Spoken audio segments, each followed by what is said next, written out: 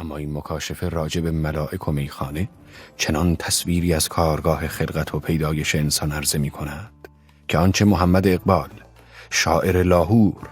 در باب میلاد آدم میگوید با تمام لطف و جمال اندیشه انگیزی که دارد، در قیاس با آن فقط